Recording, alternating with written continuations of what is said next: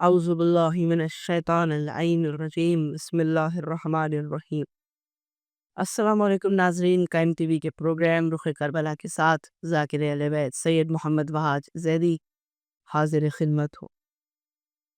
اذان محترم، آج کا پروگرام میں منسوب کرتا ہوں اس بیوی سے کہ جو علی کی پوتی ہے، جو زین العابدین کی بہن ہے، جو حسین کی بیٹی۔ جی ہاں، آج کا پروگرام منسوب ہے بی بی سکینہ بنت الحسین، اللہ صلی اللہ محمد وعلی محمد وعجل فرجہم اجمعین۔ اذان محترم، میری نگاہوں میں منزل زبالہ کا ایک عجب منظر ہے۔ امام حسین جناب مسلم کی بیٹی کو بلا کر ان کی یتیمی کا پرسہ دے رہے ہیں، ان کے سر پہ دست شفقت رکھ رہے ہیں اور کانوں میں چھوٹی چھوٹی بالیاں صندوقچی سے نکال کر پہنا رہے ہیں۔ وہی کونے میں ایک چھوٹی سی بچی کھڑی ہے اور وہ بچی یہ منظر دیکھ کر اپنے دل میں سوچ رہی ہے کہ جب باپ مر جاتا ہے یہ یتیمی کا پرسہ اسی طرح لیتی۔ بچی کہہ رہی ہے جب باپ مرتا ہے تو سر پہ دست شفقت رکھا جاتا ہے، باپ مرتا ہے تو کانوں میں بالیاں پہنائی جاتی ہیں۔ اس بچی نے جان لیا بس جب باپ مر جاتا ہے تو ایسے ہی پرسہ دیا جاتا ہے۔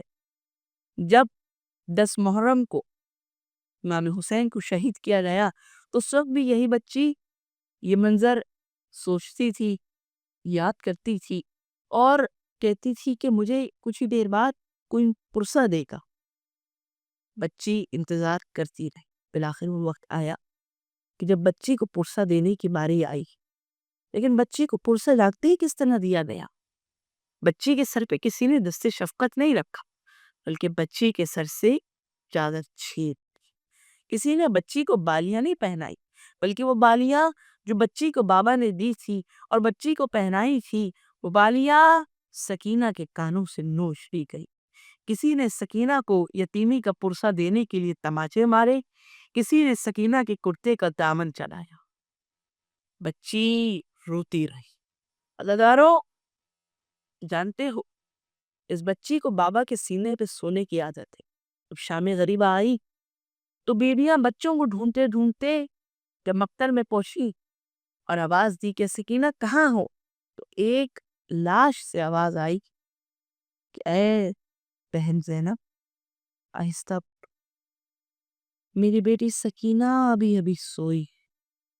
میری بیوی نے سکینہ کو اٹھایا، پھر سینے سے لگایا اور پھر ایک سوال کیا کہ اے سکینہ تمہیں تو بابا کے سینے پہ سونے کی عادت تھی، لیکن اے سکینہ یہ بتاؤ کہ لاش کی پہچان تو یا تو سر سے ہوتی ہے، نہ لباس سے ہوتی ہے، نہ تمہارے بابا کے لاش پر لباس ہے نہ سر ہے، اے سکینہ تم نے کیسے پہچانا؟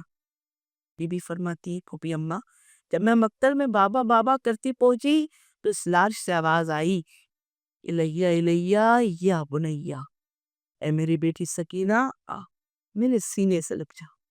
بابا کے سینے پہ تیر اتنے تھے، زخم اتنے تھے کہ جگہ نہ تھی، قدموں میں جگہ ملی، بابا کی قدموں سے لپٹ کر سو گئی۔ رضداروں 11 محرم کو یہ قافلہ چلا، جانتے ہو قافلے کا حال کیا ہے؟ ہر ایک بی بی کے بازو میں رسن باندھی گئی ہے، لیکن سکینہ کے گلے میں رسن باندھی گئی۔ جب بھی بیبیاں کوشش کرتی ہیں کہ وہ سیدھی کھڑی ہو جائے، سکینہ پنجوں کے پل چھوڑ دیتی، سکینہ آسمان میں معلق ہو جاتی ہے، سکینہ کا دم گھٹنے لگتا ہے۔ کیوں؟ کیونکہ گلے میں رسن ہے۔ عزیزانو، جب یہ قافلہ دربار یزید میں پہنچا تو یزید نے ایک عجب منظر دیکھا کہ تمام بیویاں چھکی ہیں اور سکینہ پنجوں کے بل کھڑی ہے۔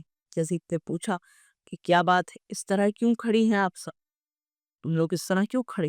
تو بتایا کہ ہم اس لیے کھڑے ہیں کہ سکینہ کے گلے میں رسن ہے، ہمارے بازوؤں میں، ہم سیدھا کھڑے ہونے کی کوشش کرتے ہیں، سکینہ کا دم گھٹنے لگتا ہے، اسی لیے ہم چھپ کر چلتے، اس کی وجہ سے ہم جھکتے ہیں۔ سکینہ اپنے پنجوں کے بل کھڑی رہتی ہیں اور سکینہ کا دم نہیں گھٹتا۔ عزیزانو، یہ بچی ایک زندان میں بھیجی گئی۔ زندان تاریخ، بچوں کو اندھیرے سے بہت ڈر لگتا۔ وہ بچی ہے کہ جس نے بابا کے بعد اپنی ساری زندگی زندان میں گزاری۔ عزیزانو، جانتے ہو اس بچی کا دستور کیا ہے؟ یہ بچی زندان میں روزانہ جب شام کے وقت پرندوں کو واپس جاتا دیکھتی ہے تو اپنے ایک بھائی سے پوچھتی ہے کہ بھیا یہ پرندے کہاں جا رہے ہیں؟ جواب دیتی ہے امام کہ بہن سکینہ یہ پرندے اپنے گھر جا رہی ہیں۔ سکینہ پوچھتی ہے بھیا کہ تو اپنے گھر جا رہے ہیں، ہم اپنے گھر کب جائیں گے؟ سوچئے کیا عالم ہوتا ہوگا اس بھائی کا کہ بھائی کریل جوان ہے اور 4 سالہ بہن سوال کر رہی ہے کہ بھیا ہم گھر کب جائیں گے؟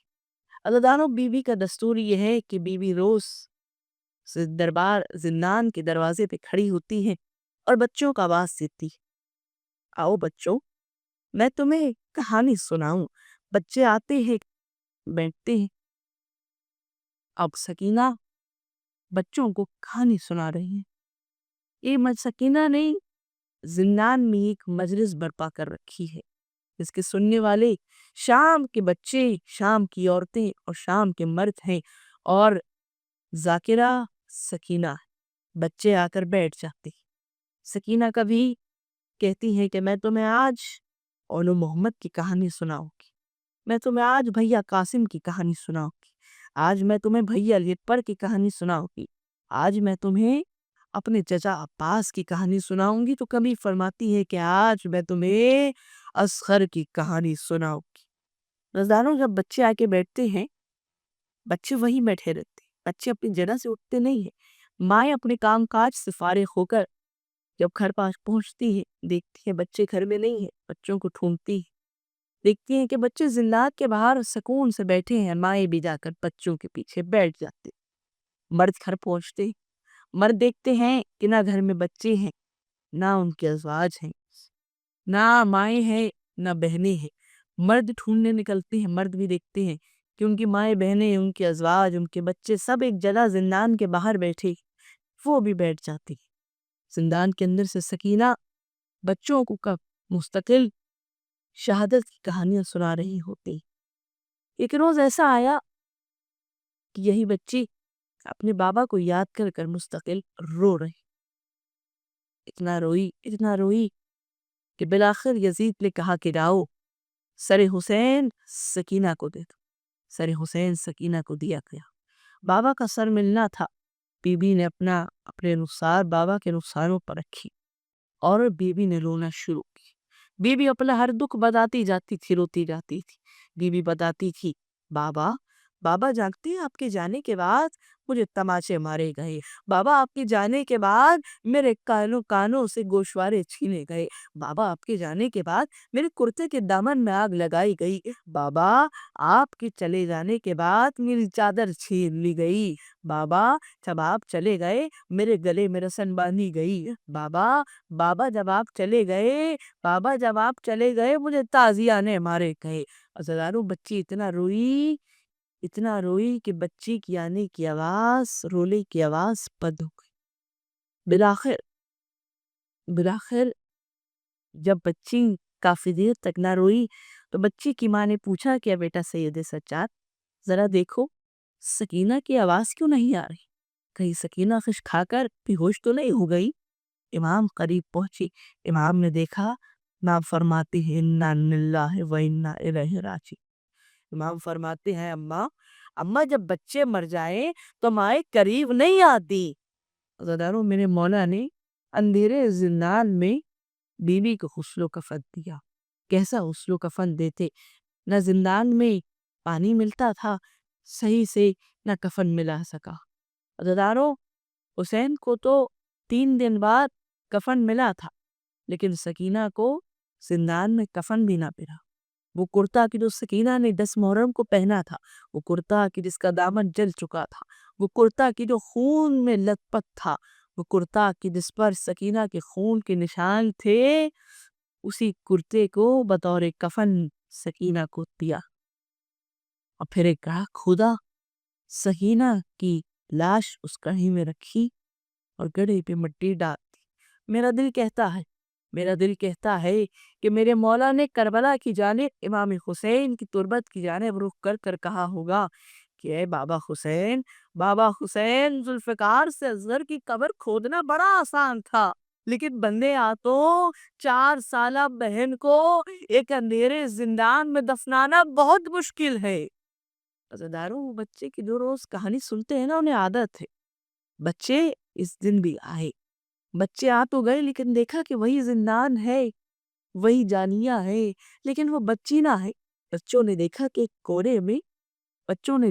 کونے میں ایک بیمار قیدی بیٹھا ہے، سر جھکائی۔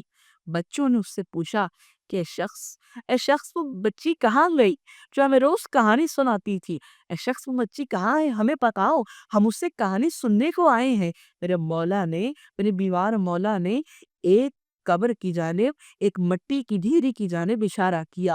اشارہ کرنا تھا، ایک بچہ تھا، سمجھدار تھا، پنجوں کے بل کھڑا ہوا۔ جب اس نے اشارہ دیکھا، بچہ تڑپ کر کہتا ہے، اے قیدی، اے بیمار، یہ نہ کہنا کہ یہ اس 4 سالہ بچی کی قبر ہے۔ قائم کے دم سے آج بھی قائم ہے کربلا،